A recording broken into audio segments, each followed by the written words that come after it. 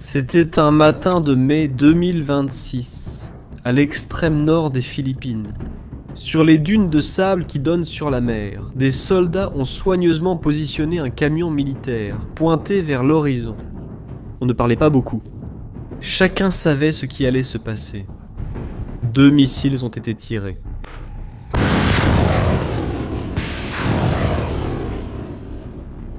Le sable s'est envolé. Le vacarme a fait vibrer l'air.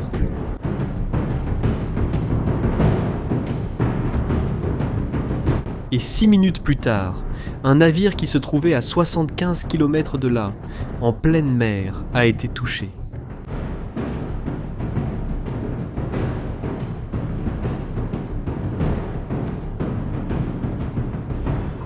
Et il a coulé. De l'autre côté de cette même mer, la Chine observait. Et elle n'a pas aimé ce qu'elle a vu. En réponse, le gouvernement chinois a envoyé toute une flotte dans la région. Des destroyers, des frégates, des navires d'espionnage, des gardes-côtes, tout cela pour surveiller ce qui se passait là-bas aux Philippines. Mais derrière ces tirs, il y a une histoire que la Chine connaît très bien. Et cela explique pourquoi le gouvernement chinois est aujourd'hui plus inquiet qu'il ne l'a été depuis des décennies. Pour comprendre pourquoi ce tir a été si important, vous devez savoir une chose sur le Japon. Les liens avec les États-Unis restent forts. Après la Seconde Guerre mondiale, le Japon a été vaincu de manière humiliante. Les villes avaient été détruites. Le pays tout entier était en ruine. Et le monde a exigé une chose très claire en échange de la paix. Plus jamais le Japon n'utiliserait ses forces militaires de manière offensive en dehors de son propre territoire. Plus jamais il ne ferait plus usage d'armes dans d'autres pays. Cette promesse a été inscrite dans la constitution japonaise elle-même, le document le plus important du pays. C'était comme une loi gravée dans la pierre qui disait « Le Japon existe pour se défendre, jamais pour attaquer, et pendant 80 ans, le Japon a respecté cet engagement. » Mais ce jour-là, sur les dunes des Philippines, cette promesse a pris fin. Pour que vous puissiez vous rendre compte de l'ampleur de cela, pensez-y ainsi. Imaginez un pays qui a promis pendant des décennies au monde entier de ne plus utiliser ses forces armées hors de ses frontières. Et qui, soudainement et sans avertir, envoie soldats et missiles sur le territoire d'un voisin. Le monde entier s'arrêterait pour y prêter attention. C'est exactement ce qui s'est produit, mais à l'autre bout du monde. Les missiles tirés s'appellent Type 88. Ils sont fabriqués par Mitsubishi Heavy Industries, l'une des plus grandes entreprises du Japon.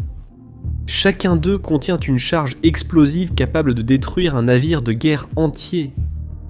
Et jusqu'à ce jour-là, ils n'avaient jamais été tirés en dehors du territoire japonais. Mais il y a 2 détails concernant ce tir qui attirent beaucoup l'attention. Le premier concerne le navire qui a été coulé. Il s'appelait BRP Quezon et avait une histoire assez curieuse. Ce navire a été construit par les États-Unis en 1944, pendant la Seconde Guerre mondiale, justement pour combattre le Japon. Il a navigué et accompli sa mission. Et des décennies plus tard, il est passé entre les mains de la marine philippine. Et puis, 80 ans après avoir été construit pour combattre les Japonais, il a été coulé par eux. Cette fois, en tant qu'allié. Le deuxième détail est encore plus révélateur. Le Type 88 est un missile ancien, en service depuis plus de 35 ans. Le Japon possède des missiles bien plus modernes et puissants que celui-ci, gardés chez lui. Mais il a choisi d'utiliser le plus ancien aux Philippines. Pour de nombreux analystes, c'était une démonstration calculée, assez importante pour être prise au sérieux, mais suffisamment contenue pour éviter une trop forte escalade. C'était comme ouvrir la veste et montrer le holster, sans sortir l'arme. Mais, au fait, pourquoi les Philippines ? De tous les endroits du monde, pourquoi un pays comme le Japon a-t-il choisi précisément cet endroit pour faire quelque chose qu'il n'avait pas fait depuis la Seconde Guerre mondiale ? Réfléchissez-y une seconde. Si vous étiez le Japon et que vous vouliez envoyer un message à la Chine sans déclarer la guerre, où feriez-vous cela ? Quel serait l'endroit le plus stratégique possible ? Pour comprendre la réponse, regardez la carte. Imaginez une barrière naturelle au milieu de l'océan. Elle part du Japon, passe par Taïwan et finit aux Philippines. La Chine est à l'intérieur de cette barrière. Et la principale sortie vers le sud, vers l'océan ouvert, vers le vrai Pacifique. Elle passe par une porte étroite entre les Philippines et Taïwan. C'est par cette porte que les navires militaires chinois doivent passer pour atteindre l'océan ouvert. C'est par là que la Chine peut agir n'importe où dans le monde. Sans cela, la Chine reste limitée à sa propre mer. Comme un boxeur coincé dans un coin du ring. Avec de la force, mais sans espace pour bouger. Maintenant, pensez-y comme ça. Si vous vouliez empêcher quelqu'un de sortir d'un couloir étroit, où vous placeriez-vous ? À la porte. Et c'est exactement à la porte de ce couloir que le Japon, les États-Unis et les Philippines se sont positionnés lors de cet exercice. Le nord des Philippines, d'où les missiles ont été tirés, fait directement face à cette porte. Un missile tiré de là peut atteindre n'importe quel navire essayant de passer entre les Philippines et Taïwan. En termes simples, tout navire qui tente de traverser ce passage, en cas de guerre, va avoir un sérieux problème devant lui. Et le Japon n'était pas seul. Lors de ce même exercice, les États-Unis ont tiré un missile Tomahawk qui a atteint une cible à plus de 600 km de distance. Les Philippines avaient leur propre missile positionné. Et, ensemble, les trois pays ont mis en place pour la première fois un réseau d'armement capable de couvrir tout ce corridor, du début à la fin. Il y avait 17 000 soldats de 7 pays différents. États-Unis, Philippines, Japon, Australie, Canada, France et Nouvelle-Zélande. Le plus grand exercice militaire de l'histoire des Philippines. Et le gouvernement chinois a parfaitement compris ce que cela signifiait. Si ce corridor peut être fermé en cas de conflit, la Chine perd l'accès au Pacifique. Ses navires de guerre se retrouvent piégés. Son commerce devient vulnérable. Sa capacité à agir n'importe où dans le monde est compromise. Ce n'est pas seulement une question militaire. C'est une question de survie. Et le Japon n'en est pas arrivé là par hasard. Mais tu penses qu'un pays qui a promis de ne plus jamais s'armer peut en arriver là du jour au lendemain ? Bien sûr que non. Ce changement se produit depuis des années, de façon silencieuse. Et les chiffres racontent cette histoire mieux que n'importe quel discours. Pendant des décennies, il existait au Japon une règle presque sacrée. Ne jamais dépenser plus d'1% de ce que le pays produit pour l'armement et la défense. C'était une façon de montrer au monde que le pays était engagé en faveur de la paix. Mais, au cours des 13 dernières années, le Japon a augmenté son budget militaire chaque année. Sans exception.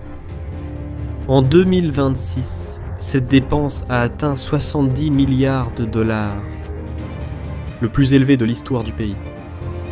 Pour vous donner une idée, c'est assez d'argent pour financer le budget annuel entier de plusieurs petits pays.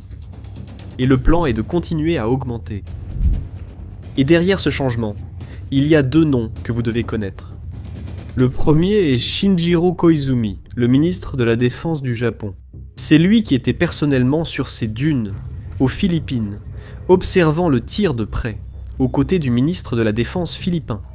C'est le fils d'un ancien premier ministre célèbre du pays. Et il représente une génération d'hommes politiques japonais, qui a grandi en paix, mais qui croit que seule la puissance militaire garantit la continuité de cette paix. Le deuxième nom est Sanae Takaichi, la première ministre du Japon. En novembre dernier, elle a déclaré quelque chose d'inattendu pour un dirigeant japonais. Elle a déclaré que le Japon pourrait intervenir militairement si la Chine attaquait Taïwan. Une telle déclaration, venant de la personne la plus puissante du Japon, aurait été impensable il y a 10 ans. Le monde est resté silencieux un instant. La Chine a réagi avec fureur, mais Takaichi n'a pas reculé. Aujourd'hui, le Japon a adopté cette position ouvertement. Mais il y a une question qui reste en suspens quand on voit tout cela se produire. Une question jamais posée dans les communiqués officiels, conférences de presse ou discours ministériels. Il existe une petite île aux Philippines appelée Itbayat. Elle se trouve à un peu plus de 150 km de Taïwan. Ses habitants sont des pêcheurs. Ils vivent simplement, loin des grandes villes, loin des débats entre généraux et ministres. Mais, Pendant cet exercice militaire, cette même île a été utilisée comme point de positionnement pour des missiles américains. Une île de pêcheurs est devenue, du jour au lendemain, une partie d'un réseau militaire qui vise la Chine. Les habitants savent qu'en cas de conflit réel, ils seraient en première ligne. Pas parce qu'ils l'ont voulu, pas parce qu'ils l'ont choisi, mais simplement parce que la géographie les a placés là.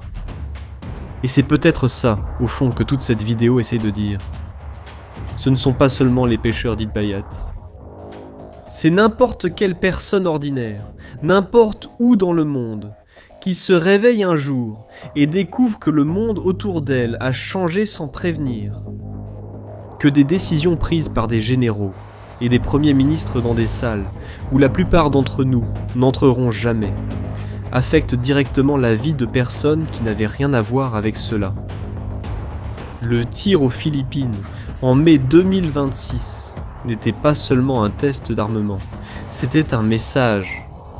Le Japon, qui était resté silencieux pendant 80 ans, a choisi ce moment pour montrer au monde, et surtout au gouvernement chinois, qu'il est prêt à agir, que la promesse d'après-guerre a pris fin, que le Japon pacifiste que le monde connaissait est lentement en train d'être remplacé par quelque chose de différent. Et la Chine ? Eh bien, elle a compris le message. Dans les jours qui ont suivi l'exercice, les porte-paroles du gouvernement se sont adressés à la presse pour parler d'un militarisme japonais renaissant, d'une menace pour la paix dans la région. Ils ont utilisé des mots durs. Un discours d'alerte maximale. Mais derrière les mots, il restait quelque chose de bien plus concret. La perception que l'étau autour de la Chine est en train de se resserrer. Un exercice militaire à la fois. L'ordre mondial qui existait depuis la fin de la Seconde Guerre mondiale est en train de changer. Pas d'un seul coup. Pas avec une déclaration de guerre. Mais petit à petit, avec des exercices militaires, des budgets en hausse et des missiles tirés sur des dunes de sable aux Philippines, un matin de mai. Le Japon n'a déclaré la guerre à personne, mais il a envoyé un message que n'importe quel général dans le monde a compris. Et parfois, un message bien transmis vaut plus que n'importe quelle déclaration. La question à laquelle personne ne peut encore répondre est jusqu'où cela ira-t-il ? Et, lorsque la majorité des gens se rendra compte de l'ampleur de ce changement, il sera déjà trop tard pour suivre de près. Et toi, qu'en penses-tu ? Le Japon a-t-il raison de se réarmer ? Ou cela crée-t-il un plus grand danger pour la région ? Donnez votre avis en commentaire, je veux connaître votre opinion. Si cette vidéo vous a aidé à mieux comprendre ce qui se passe dans le monde, partagez-la avec quelqu'un qui voudrait aussi le savoir. Et si vous n'êtes pas encore abonné à la chaîne, c'est le moment de le faire. Nous continuons à suivre tout cela de près. À la prochaine!